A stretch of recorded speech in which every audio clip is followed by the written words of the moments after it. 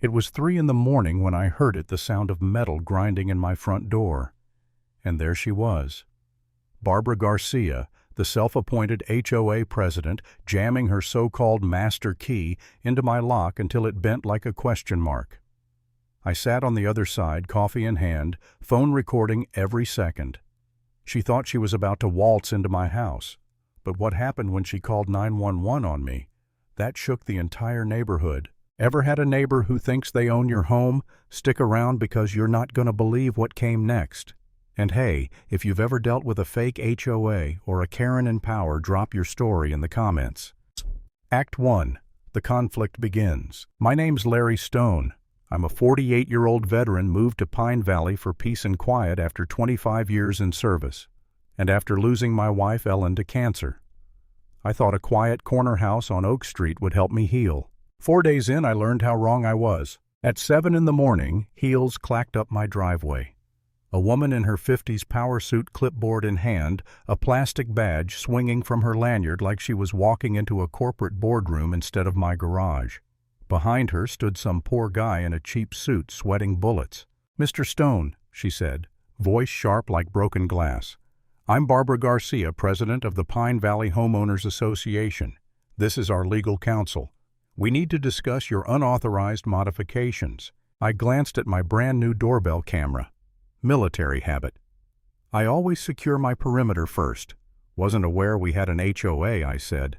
Her smile stretched tight.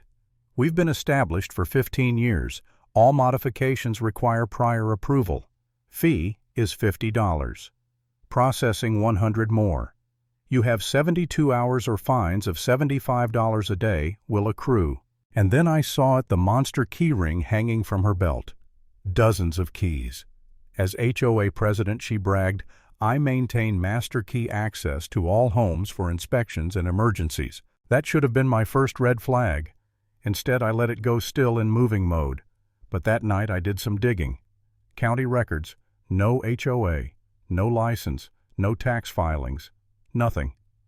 Barbara, though, she had a history. Lost her real estate license for falsifying documents, divorced in debt, living off her ex. Next morning she showed up again. Bigger stack of papers this time, an invoice, $3,247 in fines. The math didn't even make sense.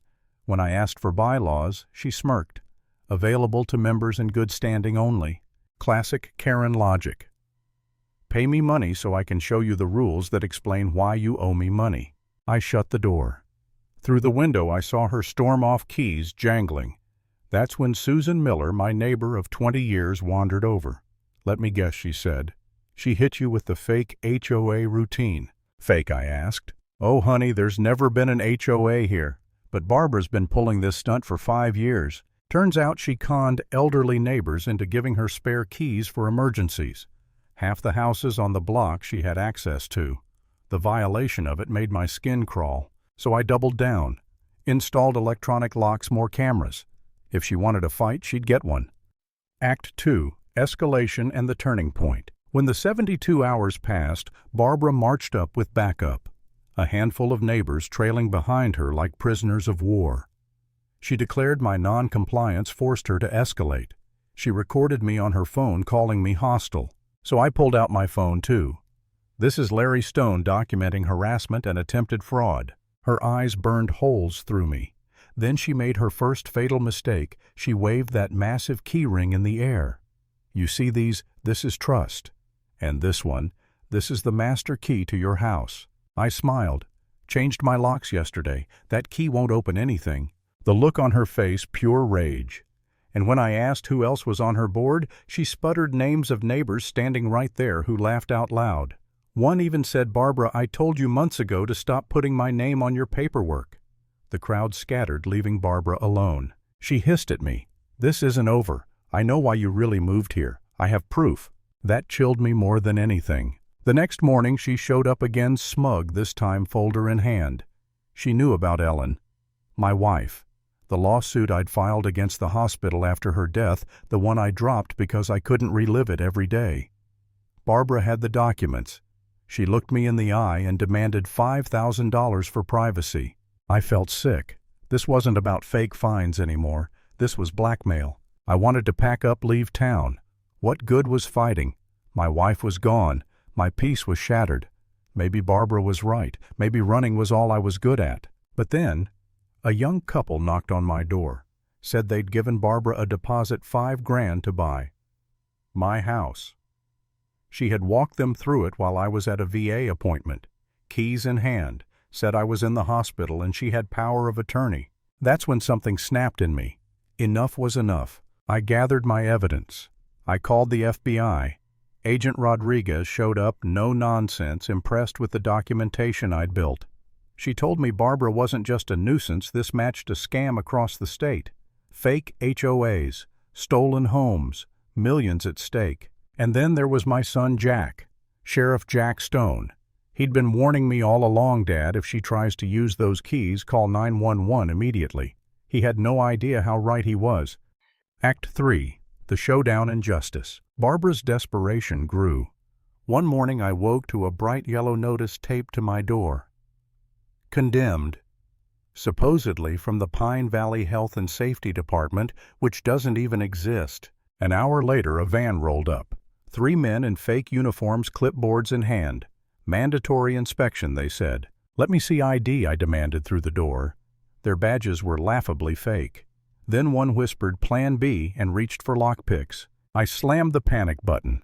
Sirens wailed. Lights flashed. 911 connected. They scattered like roaches, leaving behind a clipboard signed by Guess Who Barbara. But she wasn't done. Her final play. Stage my death. Yeah, you heard that right. She hired people dressed as coroners, showed up with a gurney, and announced to the street that Larry Stone had died by suicide. Only problem, I was standing on my porch very much alive. The fake coroner tried to coax me onto the gurney. Sir, denial is the first stage of death. You've got to be kidding me, I said loud enough for her live stream to catch every word. Because that's what she was doing, broadcasting it live. Proof she thought that I was gone. That's when backup arrived, real backup. Patrol cars, deputies, and then the SUV. Out stepped my son, Sheriff Jack Stone, in full uniform. Dad, you okay? He called out. Never better, Sheriff, I answered, making sure the word carried across Barbara's stream. Barbara froze. Her face twisted as she realized the man she'd been smearing to the cops all this time was their boss. Jack's deputies rounded up the fake coroners and would-be burglars.